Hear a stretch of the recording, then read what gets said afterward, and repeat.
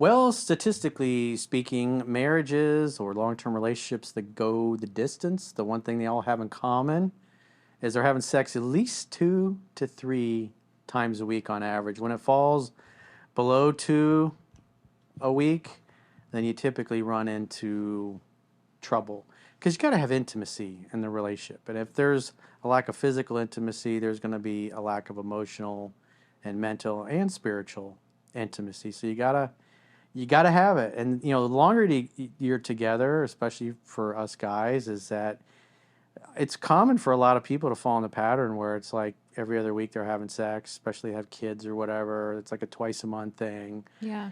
And long term, that is typically leads to the demise of the relationship. Mm-hmm. And because the guy, especially if a guy gets to that point where they're only having sex every other week, for him it's more so a release, and eventually the woman kind of picks up on that it's not real intimacy and closeness. It's just he wants to bust a nut and then go Right. back to what he was doing. Yeah. And then when she senses that, she tends to back away and become bitchy, and Right. because she doesn't want to just be a release. Used. Yeah, she feels used. So there's going to be times as a man where you're getting plenty of it, and if you're following what's in my book, typically what you're going to experience is the girl's always going to want sex more than you. And there's going to be times you're like, I'm tired tomorrow.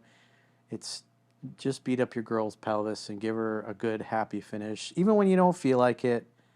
And sometimes it'll feel like work, sometimes it'll feel like a job, sometimes it'll feel like an obligation, but it'll be really good for your relationship Yeah. if you're giving your girl 2 to 3 happy finish sessions Mm-hmm. per week. Statistically, it's good for the relationship. If it falls below two, it's usually a matter of time before the relationship ends, or you just become platonic roommates and then the girl doesn't become interested in sex at all.